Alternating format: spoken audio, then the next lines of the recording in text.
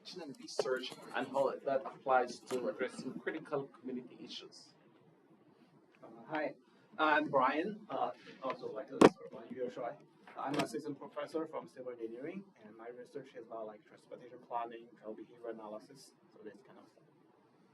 And I'm Matt Ruther. I'm a professor here in Government Public Affairs and the director of the State Data Center. Awesome. Thank you guys so much for introducing yourselves. Let's go ahead and just kind of introduce this. Again, May has already kind of talked about what's going on here, but we again want to do a special thanks to all of the students within the quantitative class we have. It's a mix of master's and PhD. Okay. So the purpose of this roundtable, essentially, of course, we want to always raise awareness with regard to this specific survey, especially when we're thinking about transportation, how the data can better support administration, research, campus life as well. It's difficult. You can see I want to acknowledge I don't think those TVs turn. No, I don't think So this makes it a little bit. We could shift the room if we have time and just put you guys over there so you can actually see what I'm discussing and also the questions I'm going to pose to you. I think that might be a little bit more beneficial for them, if that's okay. If we move them this way so they can see. Or spin your chairs. Or spin your chairs. Yeah. Just stand. Okay. Yeah. Great. I'll disrupt things if you You just let me know if your neck hurts. Okay. So essentially, here I'll even look too for you. So we're going to look and explore and understand how campus sustainability issues are related to transportation. I do want to highlight that this specific conversation is just to understand the data more. We will bring sustainability into the conversation a bit later, but again, we're just presenting the data. And then again, identifying opportunities for improvements with regards to the commuter survey and how campus stakeholders can assist us with improving participation and things of that nature as well. Okay. So this is essentially going to be the data explored here. You can see that most of what we have is heavily focused on commuting, of course.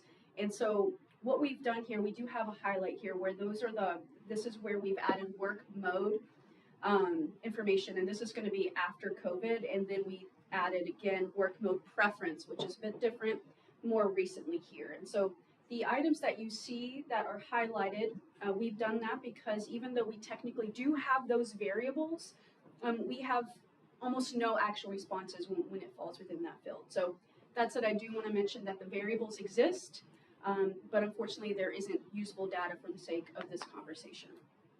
Now, I do want to highlight though that when we're looking at midday trip here, that information is just basically complicated to kind of decipher. Essentially, everyone's routines are going to be different. Many people don't simply leave campus when they get here. So really, they're not sure, say, know how to respond, truly, when they're taking this survey. And so we also run the risk of not having enough respondents to even quantify this data itself. So again, there might be some multiple reasons with regards to midday trip information, but wanted to highlight that just to be more explicit. That's why we dropped it from the last year, because we weren't getting useful data. Yep.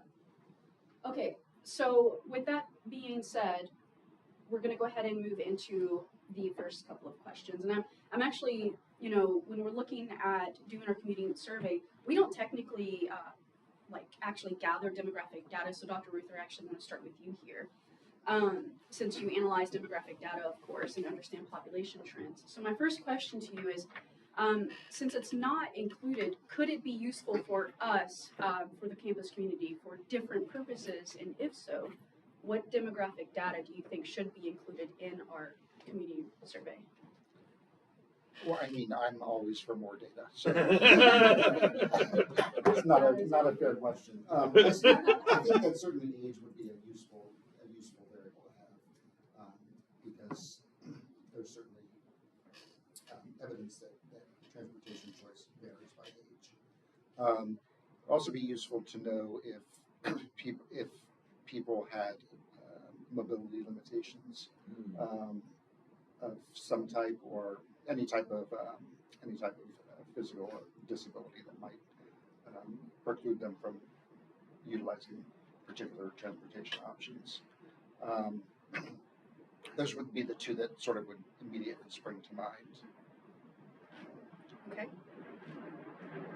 Does anyone else, would anyone else like to include or comment on this question? Justin, do you have anything you would like? Do you think demographic data outside of what Dr. Brewer said would be beneficial for us? So we have mobility limitations, age. What we do have is their status at the university, so we know whether they're staff, faculty, on-campus student, or off-campus student, which kind of gives a hint at age, a little bit. But I like the idea of any mobility limitations and handicap. That we never really ever thought about before. Do you know where they live? So we'll get into that a little bit more. We used to actually capture cross streets. Now we just capture zip codes. Yeah, I thought too, gender would be a good thing to know. There's a difference between male and female. You know, and maybe that could also be used as a means to target certain population in terms of educational purposes. When you said off campus, are you referring and on campus? Are you referring to resident versus commuter? Basically. Yeah. So then you also have those that would be what I would deem as a third group that are taking just online classes. Oh, So they're right. so if they were to respond to the survey, they're going to skew the data in whatever direction because they're not ever coming to campus. Because they came to that football game once, you're saying. Yeah. Yeah. So should that be a third group of just an online or virtual student, however they're deemed? Well, don't we have a mode that is telework or remote? We do. I mean, we ask, about remote working or I guess remote class. But maybe it's a way we word the question then, because we ask about your last trip to campus. There's some who never come to campus. Yeah, they live in other cities, but for other some reason countries. they're answering the survey. Yeah, no, it goes out to everybody. So we definitely would get a fair number of, maybe it could be like a tick box right at the beginning. Are you almost exclusively remote? Although people, Could shift them we to- also have questions about how everybody gets to campus, and even if it is just for fun or to hit the library once or to go to a football game, like that's still some valuable information. But you're right, it might overly skew. There are some students who never come to campus. They are fully online. They are in other states and they may even be in other countries. So I think we got to factor that group in as well. So I'm thinking maybe per category we could have on campus, off campus, and online students. Right. Fully online, perhaps. Right. As our GSE representative, you're the student voice. What are your perspectives on this? Are there any other data that we should capture, or what your colleagues here are talking about?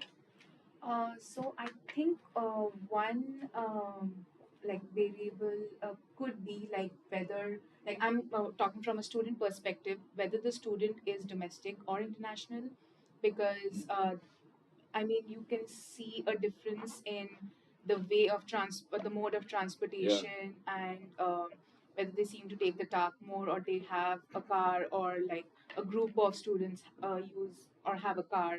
So I think that differs, and also the level of education, it differs in case of a PhD student and a master's student, because we have seen previously that master's students have a tendency to take the public transport more because they are here for 1 or 2 years and then they are going to graduate and then afterwards think about taking a car, whereas PhD students, they are going to be here for 4 or 5 years and they have a car because they know they are going to use the car. So Anyone else want to? Yes, Yeah, I contribute? think this is maybe one more benefit. Yeah. Demographic, it makes your data more representative. If we don't have the demographic, we will collect more, for example, the undergrads.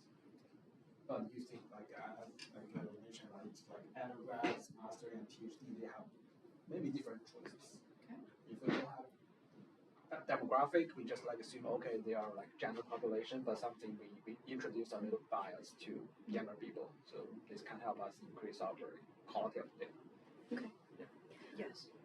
I have a follow-up question for Emily. So if we add more variables or more data collection questions and the survey get longer, does this affect the Response rate, yeah. yes. So Big yeah, this is something that you do have to be careful about.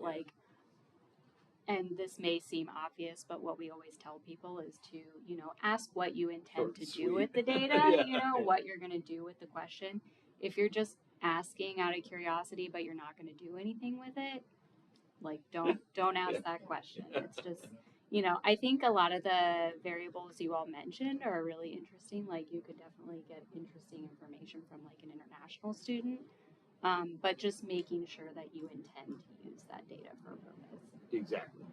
So if I had a collaborative team who wanted, and it feels like it's starting to build, who wanted to actually be more involved in this survey work, and it's not just a matter of getting our greenhouse gas emissions report out, but actually using it to do more, then great. But I personally don't have the bandwidth. Robin doesn't have the bandwidth to like do a sub-analysis of what all these different demographics are doing. Like we just need a number, you know. So that's why and then we also want as high a response rate as possible. So that's why we've really pared it down to the bare bones. We started out with a very big survey in 2010, right? And it really is pared down to the bare minimum that we need. But I also know that you can get us some sort of automated demographics, right? Like who's taking the survey. We don't, but Yeah, we can pull some data from like the back end as well, which is helpful because then you don't have to ask it. Yeah, exactly. So that's possible. So thank you guys so much for that. Let's, for the sake of time, move on. Okay, so essentially what we're looking at here is the number of survey respondents by role. So faculty, staff, student on campus and off campus. And one thing that I want to point out here is that at the bottom you see total. So one thing that is really noteworthy is that our total number of respondents are declining each year, as you can see. Some are staying relatively the same with regards to participation, most specifically staff. We can see here kind of teeters. And really that's just the major highlight. It's just our level respondents, as Justin has said, we have difficulty getting folks to actually take the survey. And so I'm gonna start this question with you, Emily. Since you handle this and work really closely with us, would you care to walk everyone through the sampling process and then the overall response rate, and then share any insights that you may have on why we might be seeing this type of trend? And like I said, I'm asking this because from fiscal year 20 to now, it has changed dramatically, in my opinion. Yeah, and a lot of the response rate is kind of educated guessing on my part. The sampling process, I'm deciding how technical I get with this, but we pull like the faculty and staff every year. IRADS produces this planning master that has all the faculty and staff at the university. So we pull the population from that, and then we also have a student enrollment file. So we wait, roughly to the beginning of the fall semester when we have a good idea of who's enrolled and who's not. And then again, that comes from IRADS, and then I pull from those files. So ultimately everyone gets the survey. It's just, it runs on a weekly basis throughout the academic year. And it goes out to a random percentage of faculty, staff, and students every year. So we have a code within SAS that does this for us. It calculates the percentage it needs to send out each week. Sorry, I just lost my train of thought for a moment.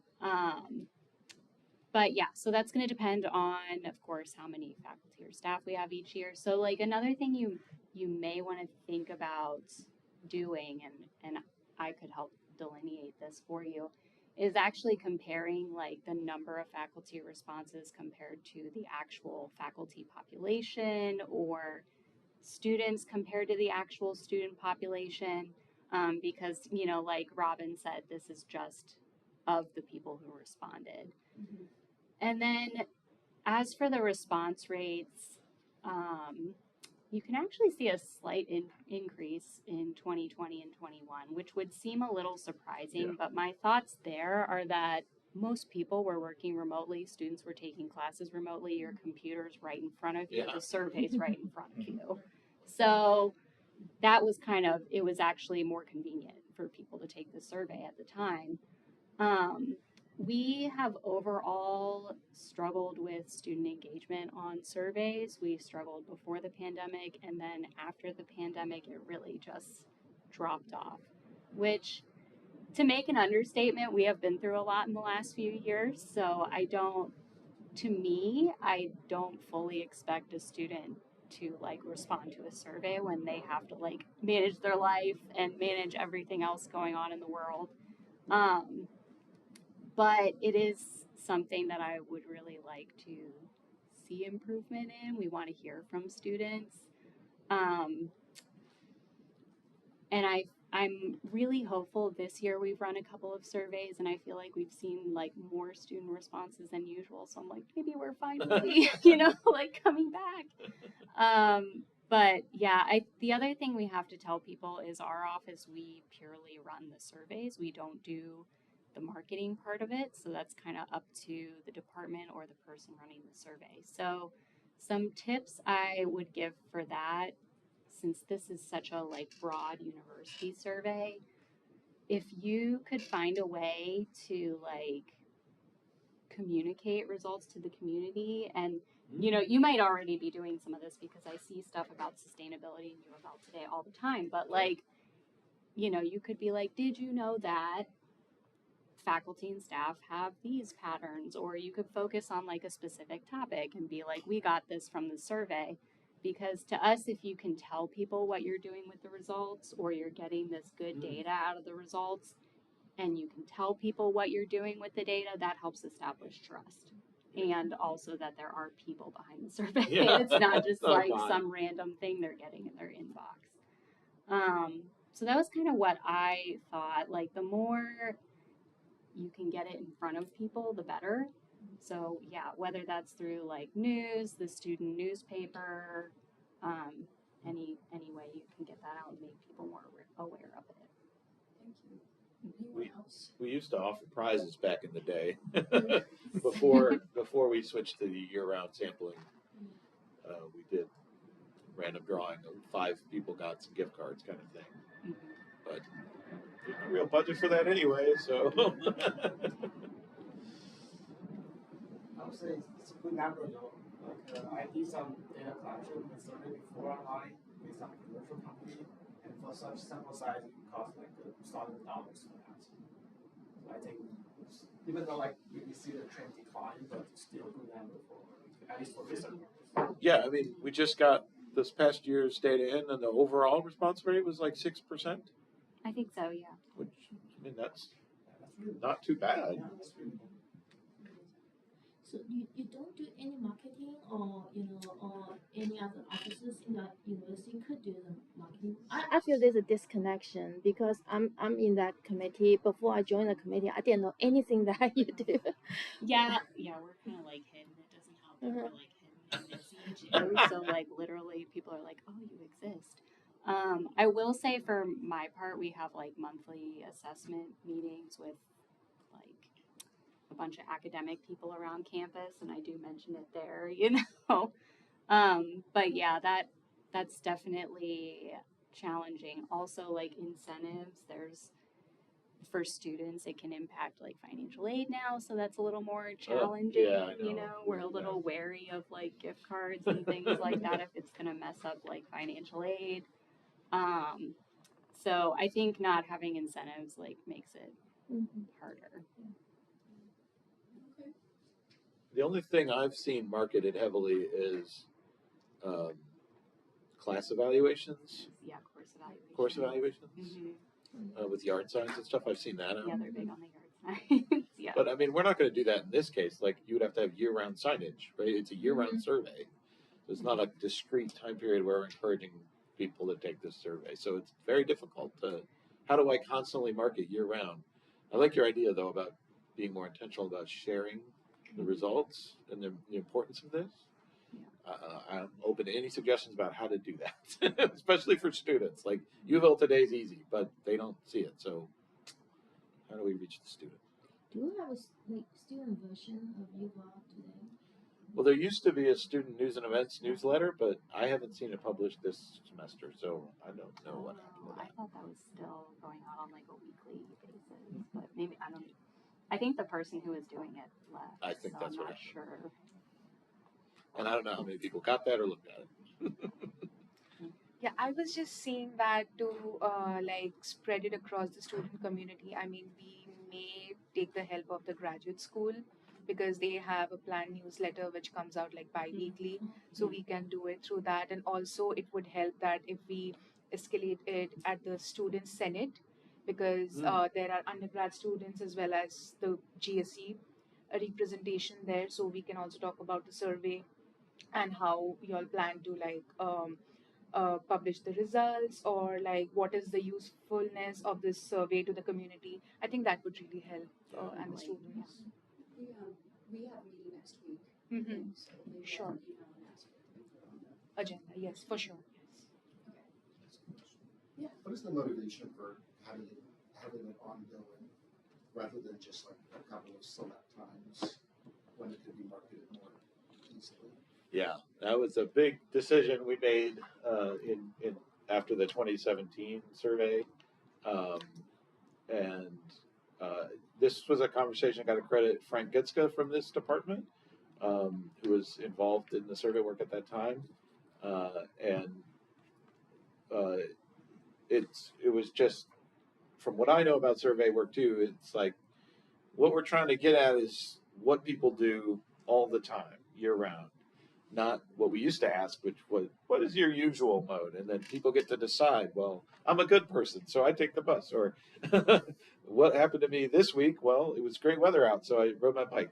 But we want to know what you're doing in January too. So we were pretty certain that we would get more accurate data about what people are actually doing if we were able to ask, not what did you do this 1 week in fall when we did the survey, but what'd you do this week, you tiny little subpopulation of the community. And I think that has played out. It's hard to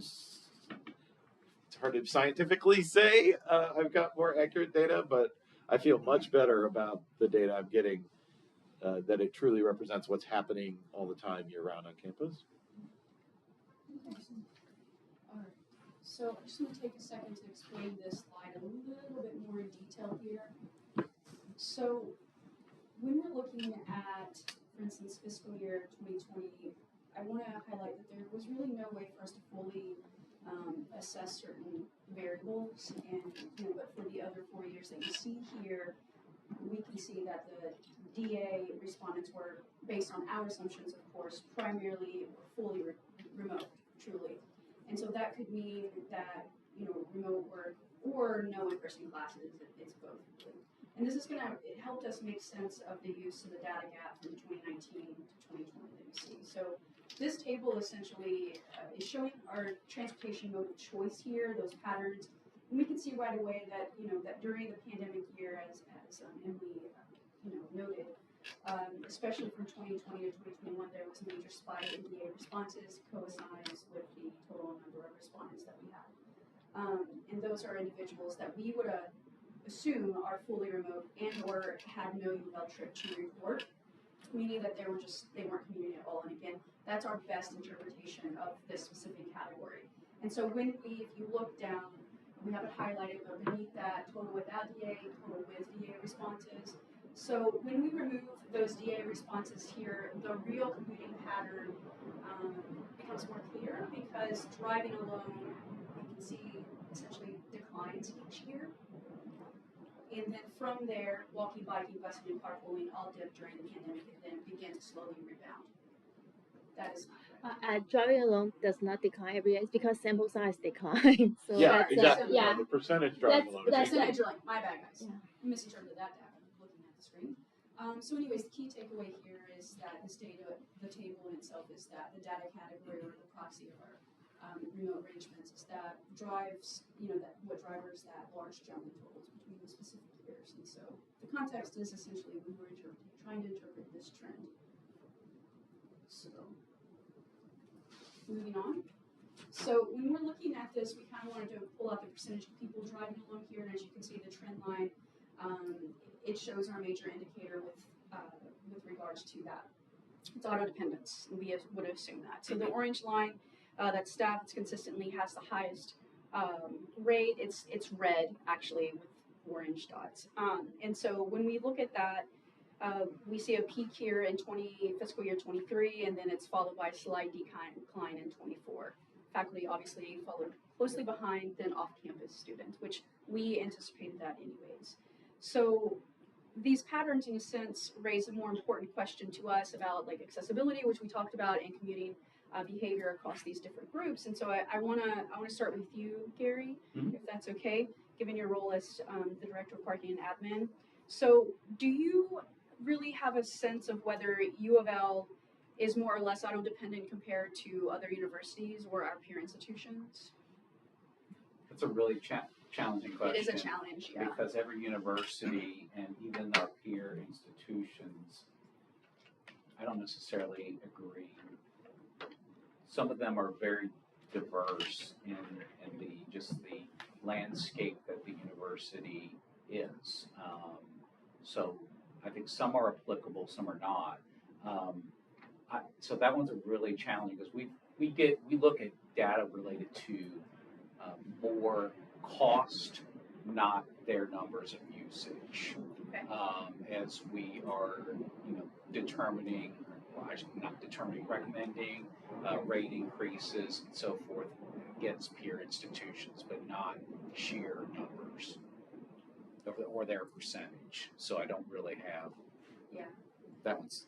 Do we compare our parking facility with other universities, see where we are, or we just like provide parking based on demand? Like how do we make decisions to put out more parking spaces or reduce? We usually are losing parking spaces. We're not gaining parking spaces. Is So that? I guess I don't understand the question. So, for example, that parking lot, across the street, so how the decision was made to put it out? After, are you talking about the one that was? The new parking lot, Yeah. It's a temporary. It's not Oh, it's permanent. temporary? Yeah, because there will be a resident facility at some point in the future Good news. on that block. This is for anyone who would like to answer this. In your opinion, why do we think staff is more dependent on driving alone than any other? Yes. My personal opinion is it is a city of Louisville problem. Okay. The transit in the city of Louisville is horrible, and so there are not options for and the way that Louisville is constructed, it's not user friendly unless you are in close proximity to the university to use TARP, because that is your only option from a mass transit. If you lived within a couple of miles, you may have other options like I may walk or bike, but if you live outside of a couple miles, to utilize TARP, it's not friendly. And so if it's going to take me an hour and a half to get to work versus, because that's how long it would take me, or drive in 20 minutes, why would I choose, sorry, I know it's the wrong group to say that, but why would I choose to use TARP? Because that's too much of my day. Right, it's more convenient. That's my personal opinion. Anyone else want to provide? Well, you're trying to tease out why staff versus other categories. Staff. Well, Drive essentially, more. Why do you think staff over faculty, or obviously with students with experience, why staff? No, I think good maybe one question. variable to factor in is there are a lot of spouses who work at U of L. So I don't know if that's more common among faculty and they're like carpooling together. Because obviously they're not going to take 2 cars from their house. So I think that might be something to factor in. And, I know that exists among staff too, but I'm just not sure how, like, more or less prevalent that is. I wonder if part-time has to do with this too. Like, I know we got lots of part-time faculty too, but are there more part-timers on staff who then have other jobs they need to get to, and so they're more likely to take a car? I don't know. I think there's also a degree of flexibility with faculty roles in contrast to staff roles. And that ties into what you're explaining.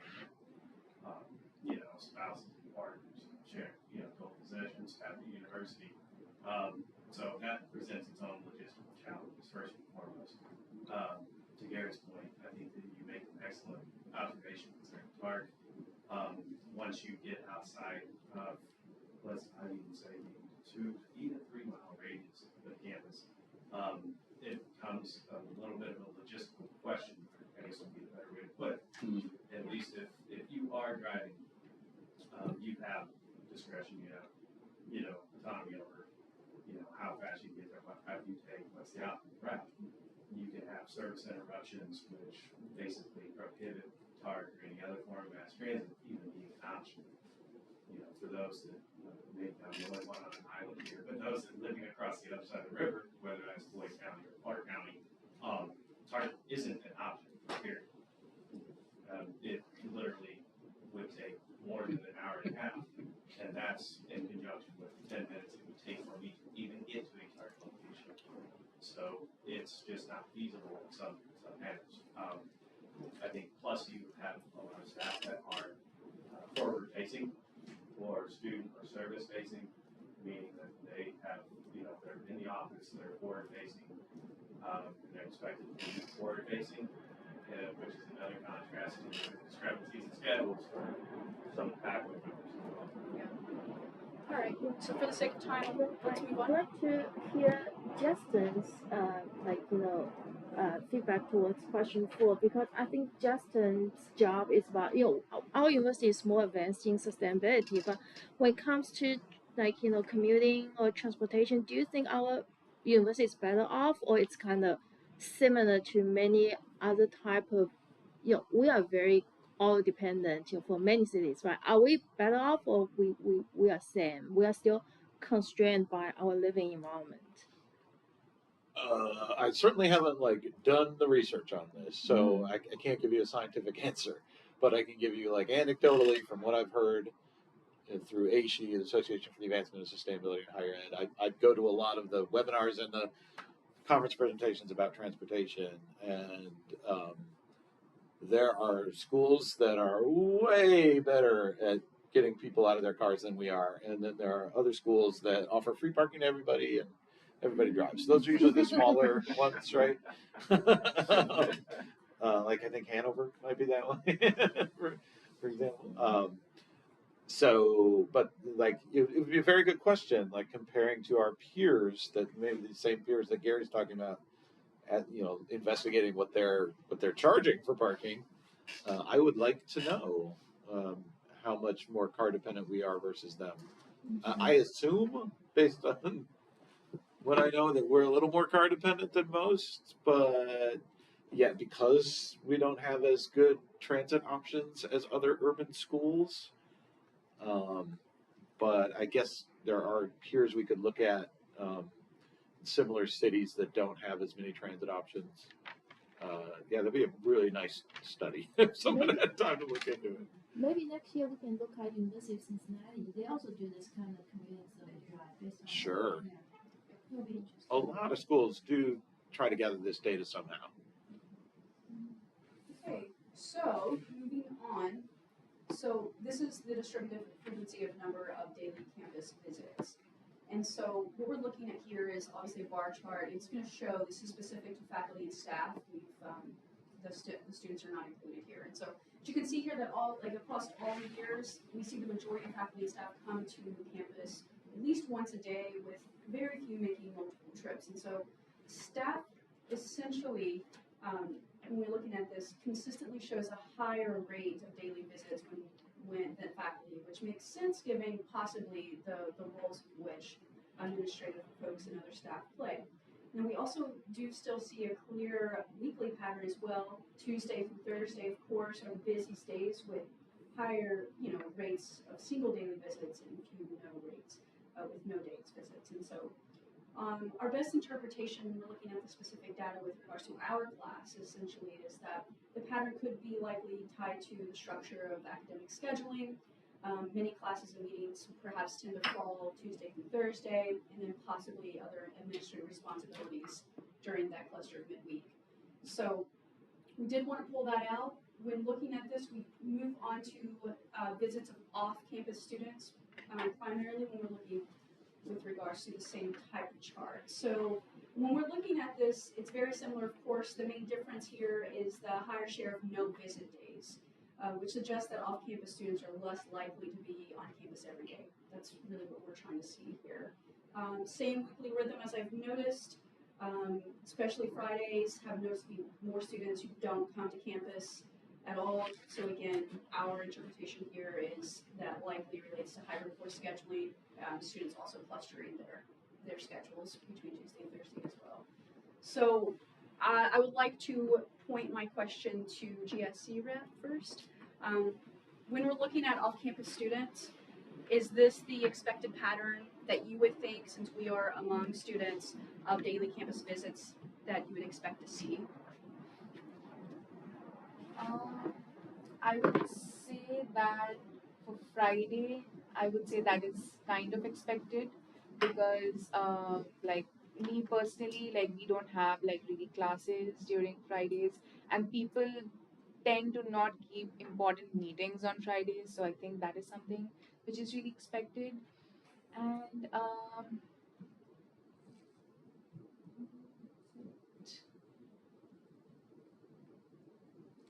I think this would be I mean, from my experience, this would be something which would we be expecting to see. Yeah. Anybody else want to add to this? In my opinion, I expected to see this. Yeah, it's expected, but I think it has some interesting implications here for parking, because parking is a fixed asset. Like, it's not like we can vary it by the day, but we could change pricing by the day. And I'm a big advocate of this, like getting away from annual permits in general and moving towards more pay for it when you need it, which I think would benefit everybody and might even raise more revenue for us. I don't know. It probably costs more to administer, so you'd have to look at the cost side of it. But what if we had variable rate parking based on demand? I think that would really drive behavior change. Like, Fridays, maybe go ahead, drive on Friday, but please take the bus the other days because we don't have as much parking available, right?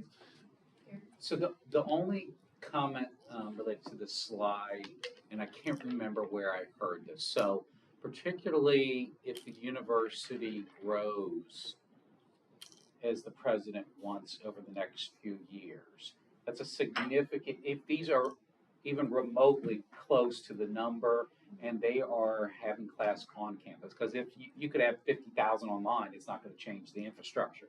But if the numbers grow, the university's not in a place within 5 years to all of a sudden accommodate from an operational or logistical standpoint that growth.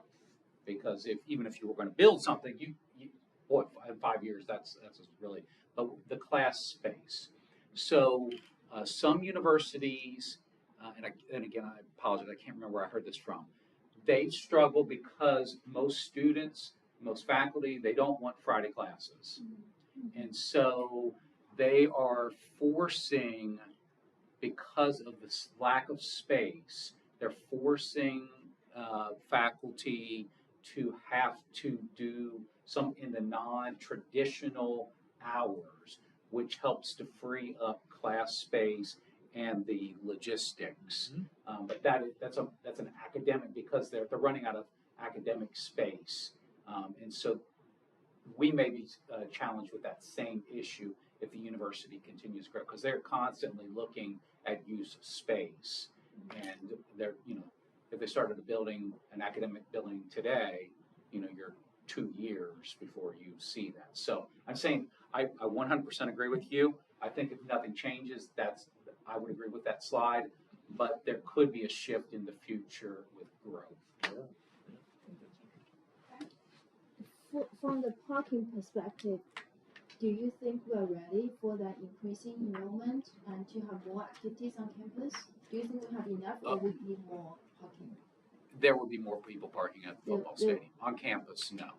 We're very we're challenged with our current inventory with that type of growth. If we're talking about 4,000 to 5,000 more students, because then on top of that, how many more employees does that 4,000 to 5,000 students equate? I don't.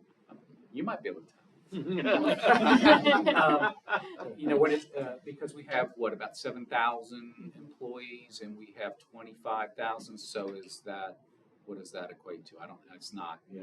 It's not equal math, but Yeah. So we could make suggestions to the higher administration that we strategically grow online programs so that have less impact on the physical, like, facilities we have now, right?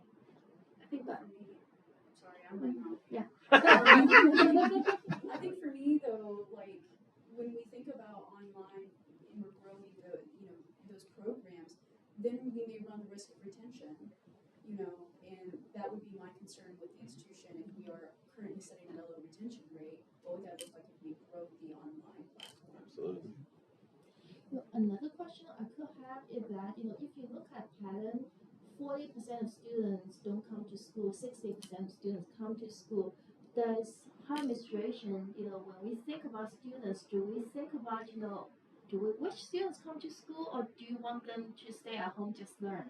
I don't know whether they have had this kind of conversation.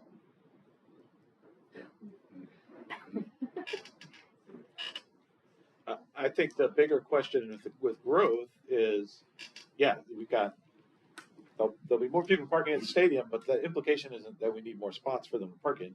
We need more frequent shuttle service, if that's what we're going to get. Like the shuttle's already crammed. So if we get even more people parking down there, we're going to need more frequent shuttle service. Okay, so this slide is breaking down work mode by group. This is specific for fiscal year 2024. And so when we take a look here, across all groups, on-site activity is highest in the middle of the week. Now, with regards to that, especially Tuesday through Thursday, we've already seen this trend here. For faculty and staff specifically, we're going to see the strongest on-site presence overall. And then in contrast, both on campus in addition to off-campus students, we're seeing show a little bit more of a mixed pattern here. And then with higher levels, as we can see with on remote, like remote days or no work days, again, back on Fridays as well. So when the main takeaway that we'd like for you to, with regards to this slide here is just again, Tuesdays through Thursdays are going to be our busiest days here for everyone. And then Fridays, again, show the biggest drop off when it comes to specific. So when we move into preference, this is a wee bit different, of course. So this is where we introduced, as mentioned, the preference that folks would like to have. And so, when we're looking at faculty, which was really interesting, is that the majority want no change, which was really interesting to me. 63% say they prefer to keep that current mode. Now, what's really also another thing here is that staff stand out in the opposite direction. 52% that we see staff want more on-site work, which is significantly higher than any other group that we're looking at. More remote. My apologies. Clearly, I can't read. So off-campus and on-campus students, again, show more remote options, which makes sense given their schedules and commuting modes, which we've already discussed as well. So again, overall, we're really looking at what I would believe to be expected, but still kind of surprised with regards to faculty. So this, Justin, I want to start with you here, because this is really where we're getting into these sustainability-focused campus questions. My apologies here. So first and foremost, is hybrid work mode more sustainable than on-site mode in your opinion? Well, I mean, the obvious is yes, because it's less of the greenhouse gas emissions of commuting, less having to accommodate all those cars. But if you look more broadly at questions about retention or other goals of the university beyond just getting their tuition dollars and giving them a degree, right? Like, if you talk to Henry about how important community engagement is, it can happen with remote work, but I would imagine you'd say we see less of that. Like, most of when I hear about Henry's work is about really cool things that are happening in person all over the community, right? And so it's not a simple answer. And sustainability is never simple. But I think the flexibility of remote learning and remote work has helped a lot of people in a lot of ways. But I also worry about too much screen time. Yeah. So this is to anyone, of course, what should be the optimal hybrid work mode in your opinion? Robin, before I respond, I want to respond to the previous question Yeah, because of course. I have struggled with this question myself. what is more efficient in terms of sustainability? If I work from home, I have to heat and cool an entire house. There you go. And for one person who's working Right. from home, when I leave in the morning, I turn the air conditioner, Yeah. up, and if it's winter time, I turn the heat down. Yeah. And that's something that we do in our house. It's a practice that we do to save energy. And so I'm wondering if it is more efficient to drive my car 15 minutes to campus or work from home and heat and cool an entire house. And I'm not sure what the correct answer is, but I've thought about that. Oh yeah. And also factoring in if people drive somewhere else to work remotely, like if they work in a coffee shop, Sure. Right. At least the state. So I think that this is a really interesting question, and I think this has to do with the type of work that someone does. So so when you're a service,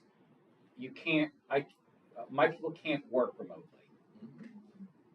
I mean, I guess we could cite people in the neighborhood, but that doesn't work. That doesn't work. People that work for physical plants. Yeah. That's a healthy number of employees. They can't work. So there may be a handful of people within those units Could work remotely or partial or hybrid, but some of the staff will never be able to work hybrid at all. So I think maybe to that question would be how many of the staff, I guess staff more than faculty, because maybe there is a little bit more flexibility with faculty if they're going to do some online classes or what.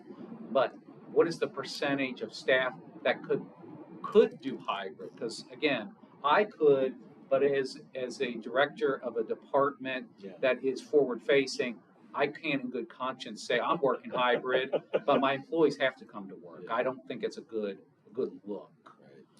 So I think that would be an interesting thing. Again, part of us. I'm making you do this magical work here. Surveys. I also, honestly, I'm a proponent of hybrid work, and I feel very strongly about this. But looking, actually, you were kind of saying you're surprised that faculty don't want change, but then going between, and we've already kind of touched on this, but going between the two charts, like the one on the last slide, we said that faculty were more likely to work hybrid than staff. So now that the fact that they don't want change is, they're all working, they have the schedule maybe that they want, whereas staff, again, we all have varying roles and fewer of us are working hybrid. So maybe people are less satisfied. And I find that really challenging. I used to be a member of COSWA, which was like the Commission on the Status of Women.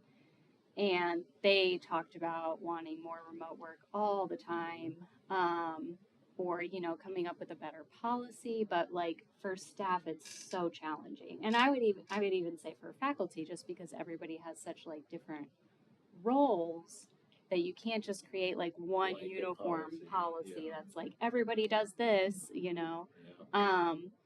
So, but I think, for staff, there could be like more nuance, ideally you hope for more nuance from like the department head of kind of being like, hey, we could make this work and like, let's set up this policy, or even just being like, all right, we're all going to come to work on Wednesday and we have our staff meeting on Wednesday when everybody's here.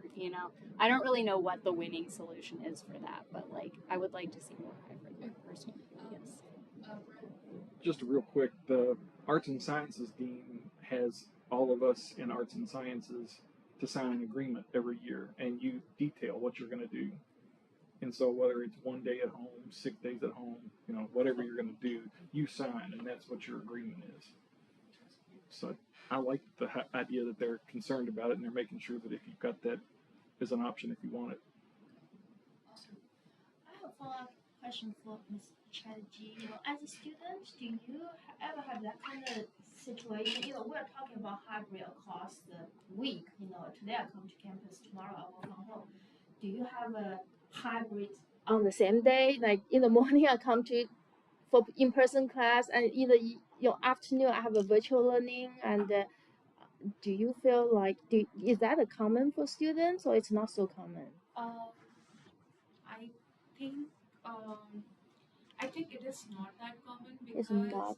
Okay. yes, because many of us, like I do not have to go to like labs for my work, Mhm. but there are many students who have to go to like wet labs for their work. Mhm. So I think for them hybrid is really not that an option, because unless it's like inclement weather or they are like seriously sick and they are not able to go, I don't think that they would really prefer like an hybrid option. I think they would always go for like an on-site option. So this actually, we've been talking about parking, so we went ahead and put these slides in so you guys can see. Now this is a comparison, of course, from 2019 and 2020 to now, 2023 and 2024. And a couple of things here when we're looking at this specific slide in a census, that the main point of notice is staff are consistently the most likely to buy, as we kind of noted, parking passes. That's again right around 60%. Both years-ish was in there. And then for both on-campus and off-campus students, you know, the permit again stays relatively the same. And from there, you know, we're basically saying that it's really because looking at parking, these students are likely looking for parking elsewhere, whether that's going to be in a garage, it's going to be on-street parking, carpooling drop-offs, they're using a bike or something of that nature. And so again, that's kind of where we're at with regards to the percentage of parking methods, looking at those 2 years. So, Gary, my apologies, so Gary. I'll give you for on campus. I'll give you actually better data. Okay. So Great. this is pretty. Like that. This is pretty consistent. Okay. So for residents this year, the percent that have a vehicle that have bought a permit. I'm sorry. Is 59%. Is this for 2025? Like This year. This year. In the past, I think last year was 60. In the last couple of years, it's been in the low 60s. It's pretty consistent around 60% of residents, and that's based upon from housing their numbers of occupancy, which they're basically full. Yeah. This year they were full, and the number of resident permits that are sold. But that's pretty consistent as you go. And so I can't remember. That doesn't include affiliated That's only on campus. It would include like Cardinal Town. Oh, it would, even though they have their own parking. But they have an agreement to purchase permits through us. What do you mean? They can't purchase resident permits. They don't have enough They parking. could. Yes, they could. They don't have to. But that doesn't include residents parking in their garage because we don't control that or manage. Yeah. So, yeah. but if they purchase a permit from us. So the only comment that I'll make. I'm sorry. Is there what's the next question? Is there a question related to this? It's just going to go into our last one. It's just, can parking access be used as a tool for sustainable? So I'll just give one other comment, and I am a very big proponent of this. When Justin talks about pricing and so forth, our pricing for resident students is so below, we're almost half of what UK charges. That's the number one problem. So I continue in conversations with SGA because obviously as costs go up, you have to think about how do you generate more revenue to offset costs. That is the group that I 100% think we should charge more for because it doesn't drive change. A couple $100 for residents. I mean, for some, there's always a student that they can't afford anything. I understand that. But at our current rate, it needs to probably be double for students, residents, to make some kind of educated decision. And then some of it is related to work. So if they work off campus, that's also going to be a high dictation whether they're going to bring a car, no matter almost what the cost would be.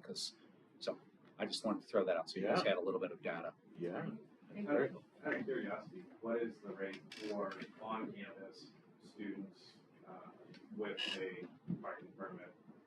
So a resident this year is $217. Okay. And for commuters? 109. So SGA's mindset is they want to keep the stadium permit as low as possible. And so for next year, like if I get in trouble for saying this, only for the students, the employee, that hasn't even been decided, because the tuition and fee committee is the one that recommends to the board. The only increase for students is for residents. So we presented to them 3 options, which was across the board. They opted for the resident. So the resident would go up $22. It would go to $239, which is it's about a 10% increase. But that's the direction I want, because that would help to reduce the number of residents, which also frees up asset for if you had to build. Yeah. So. And what's the rate for stadium right now? Do you know? 109. That's. Oh, okay. Yeah, for Commuter Stadium. And how many routes is hard to run? Or do we have How many buses are running? Right. On that route? 4. By the stadium? Do we know the timing of those, or what the 15 minutes. 8 to 10 minutes? So every 8 to 10 minutes. Okay. And what's the problem They're is full. in the morning time when you get to 8:30 to 9:30 is the peak, and so it can't handle the number of students that are arriving. Then you also have a peak in the afternoon. This year I haven't had the complaints about afternoon, but the morning I personally have witnessed it. So I have went to TARC to ask about how much would an additional bus cost, even just during the peak. So they're supposed to get back to me, but there's a cost. So then that gets into other questions of how do you fund additional transportation cost. And this is all kind of moving back to what you had mentioned a little bit earlier, which was the location and geographical location, the spatial information regarding that. Because landlocked universities, I guess is what it's put, landlocked institutions are always going to face a much higher challenge in managing their parking than those that are not. That's easy peasy. The difference being is that those that may not necessarily be fully or completely landlocked, even if they own properties adjacent to what they're already at, or additional flats and lots, have also figured out some ways to mitigate their on-campus resident parking by utilizing that extra space that they already have available, which is already relegated or designated for commuters. The one that immediately comes to mind is Ball City, where there's I think it's somewhere under 20% of on-campus residents are allowed to have their vehicles on the campus or adjacent or close proximity to the residence halls. Otherwise, they can't purchase an apartment to park basically out near their football stadium and adjacent lots of parking throughout the week, and they're welcome to utilize any excess parking during weekends. So basically, they exit us off because they have that constraint on parking. But throughout the week, throughout the weekend, whatever's available can be utilized so long as it goes back to there. The trick and how they pulled that off is that they were able to work with the city of Muncie's bus and shuttle system to double the number of routes that they had and to reconfigure the routes that they were running to make it roughly 5 minutes or less every time they had one come by that stop and loop that out for that drop off for the commuter and resident block parking out there.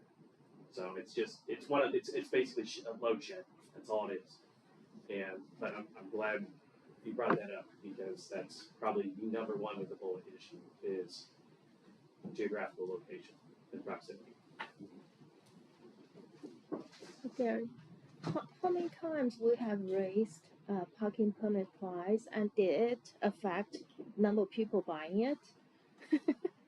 The increase is so minimum. Yeah. And so, and I will say this, so in the past, when increases, we used to say it was like a percentage, like a 2%. And somehow people couldn't equate that 2% of $6, that was equated to $6 to their raise of 2%. Like, how dare you take my 2%? And thus I say, if you only got a $6 raise, you probably need to find another John. So get away from percentages to really talk about, if there was an increase, it was $12, that equates to $1 a month. And then people go, oh, okay, well, that's not really unreasonable, Yeah. but they can't handle that. So no, the pricing, it's never adjusted the overall. We typically sell by the time we're done between 12 and 13,000 permits. That's on both campuses, not here. Thank you. Okay, so Are there this- any permits at Shelby? Yeah. No, we don't go out there anymore. Any other comments? So this is going to take us to our last slide here. It's essentially parking methods by transportation mode, drive alone versus not drive alone. And so looking at if not driving alone, about 87% of our respondents did not actually report their parking methods.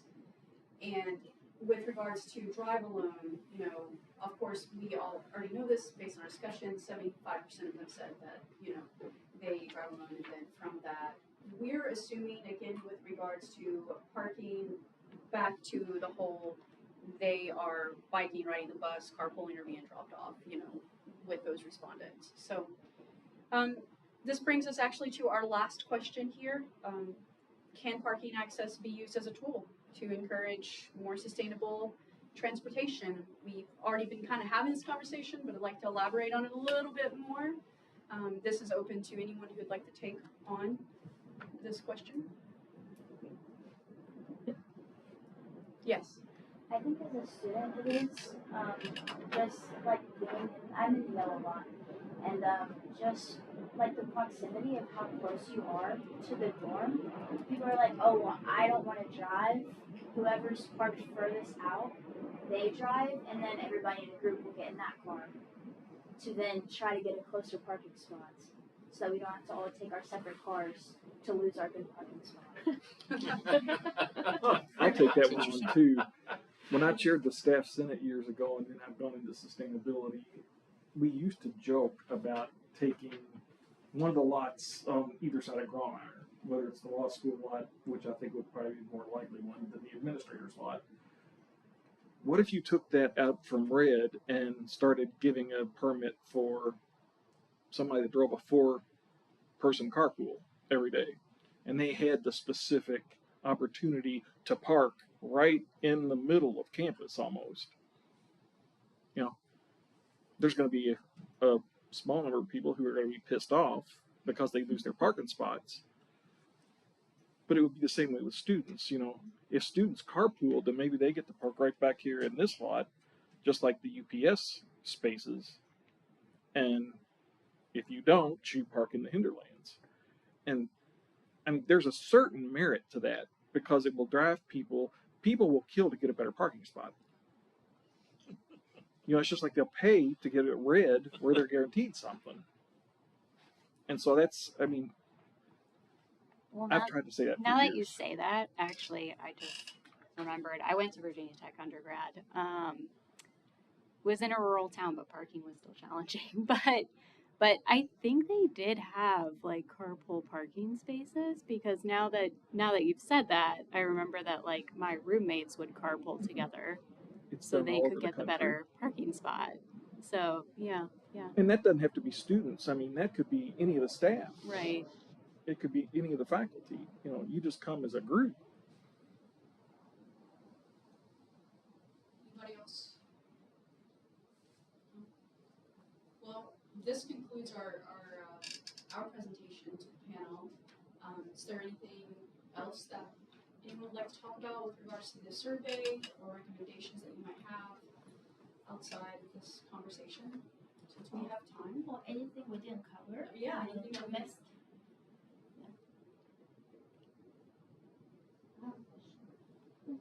How are you all currently marketing? Because I have seen the survey only once, like across my email. Yep, you get it no once a other year. time. So is email the only type of marketing I'm going to do? Yep, that's how we administer the survey. I mean, how else could we possibly do it? What would you suggest? I mean, yeah. I mean, QR codes on flyers that you keep up year round, Like you could get into a lot of like freshman orientation classes, have other organizations that come in, they administer a survey along with the presentation.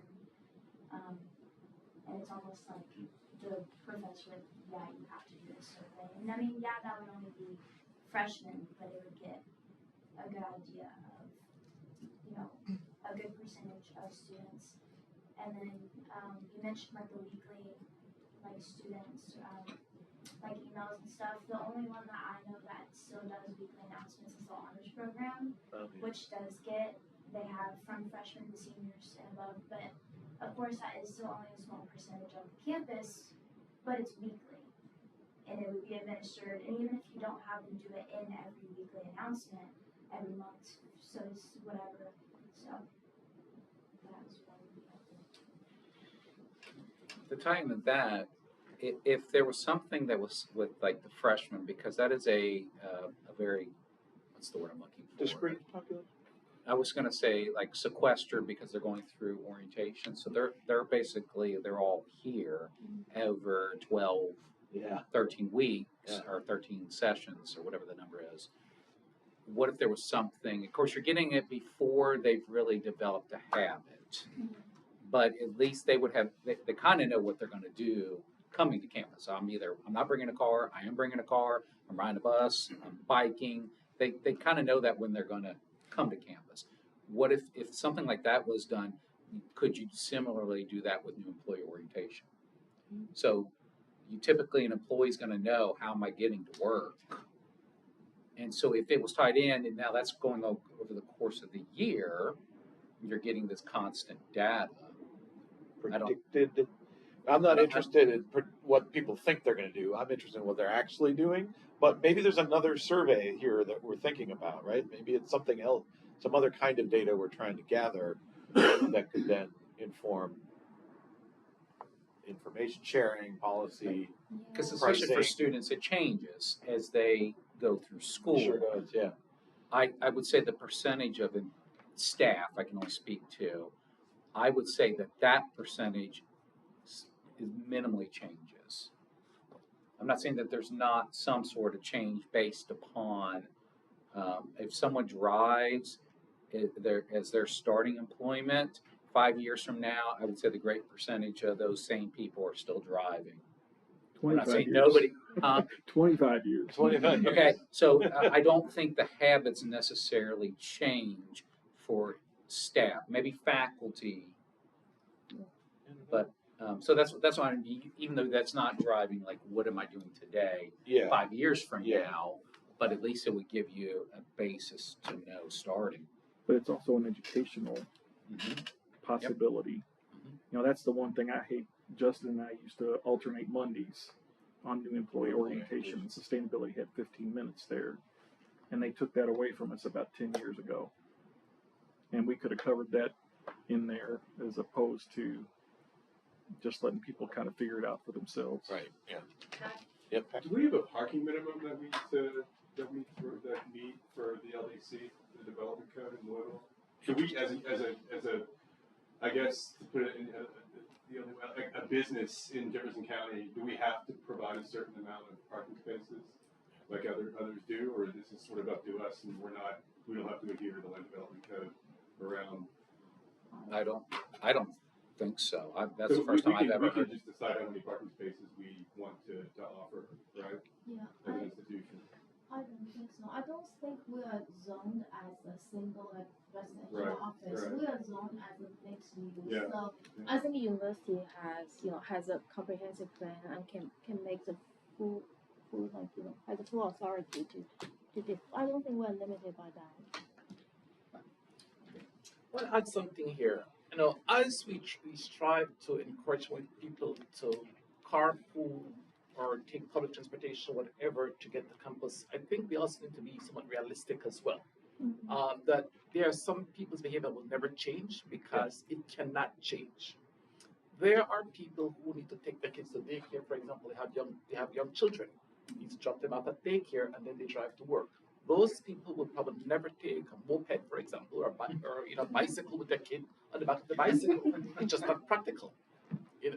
Then there are those who need to take their kids to school as well. School across the street No and Manual are two schools where many UofL faculty and staff kids attend. Neither one of those schools provide public transportation anymore. So with the whole busing change. So if your child is going to either no middle school or Manual high school, you have to physically drop them off and drive them to school. Wow. They Yes, don't have within good you schools. because there's a lack of drivers. Those are magnet schools, and unless you fall below the poverty level, whatever that is, then you will get public transportation. You get a bus. You get a bus to those schools. Otherwise, you have to drive your kid there. So those are factors that we need to take into consideration. That no matter what, the behavior may not change because of those factors. We've got to think through about housing affordability. The farther out you go from the center of Louisville, the cheaper many of these homes are. And so think about who can afford to live in close proximity to the university campus. So that is something that will impact again who drives and who can take public transportation. So no matter how much education we do, no matter what incentive we provide, it will not change the behavior of certain people. And so I want us to be realistic about that. Are we on the verge of becoming a post-pedestrian city? Quite possible. I will add to what's Harry's comments. It's not about completely stop driving along, but sometimes if there's more collaboration between the university and the surrounding facility, it will help in reducing the driving. For example, I really appreciate the daycare across the street. It reduced a lot of driving for us. Like both of my kids are on campus now. We still drive, but that reduced. I think one time the past president had some kind of meeting, and I sent a question. Can you all talk to Manu or talk to No about giving us a marriage, putting our kids there? It's not about Manu is the best school. No, it's not best school, but I would like my kids to be there because it reduced my times of driving, and that got ignored by I don't think she addressed my question. Not important. But that really addressed your question. We have the the life to handle, and then how the environment to address that. And I just want to throw out that the TARC redesign that's going to happen in August could be transformational for some people. Mm-hmm. First of all, relating to the issue of busing to schools, the whole objective of that has been to provide better TARC service to schools, as well as work job sites in general. But it's also going to improve the service for those who live closer to campus anyway, rather than trying to send a bus once an hour out to the far-flung. So I'm kind of hopeful that, TARC's way underfunded, it needs to be better, but this redesign may actually serve us as a campus community even better, might get people to think differently about how they get here. But yeah, if we don't address parking, that's foundational to answer your question. That's absolutely foundational to transportation choices. So if parking is highly subsidized and affordable and convenient, people are going to use it no matter what else you do. So it's absolutely foundational. Is there anything else we would like to say before we conclude? Okay. Thank you. So If anyone has any questions, here's our contact information. You can reach out to us. I think this slide deck will also be available. We'll send out if possible. Can I send it to Justin? I think all of you have a slide that but if anyone we can share. Yeah, definitely. And an advertisement, we're looking to continue this roundtables kind of format in the spring. Oh yeah. So if you or anyone you know might be interested in participating in a roundtable on a different sustainability topic, we'd love to have you. May is organizing all of it. And also for faculty and for PhD students, and for next semester, I think it's in January, I have a session only for PhD students, campus-wide. So we would like to provide opportunity to PhD students to share your research ideas. Maybe we will be helpful in helping you to develop the research process or find the doable decision topic. So tell your friends, for engineering school, share with your faculty there, and do encourage them to reach out. I can send you an email for that enrollment form. We'll create a flyer and definitely circulate that through the GSC. Sure. Yeah. Okay. Yeah. Thank you. Yeah, that would be great. Yeah. Thank you. Thank you, everyone. Very interesting the way you heard. You have said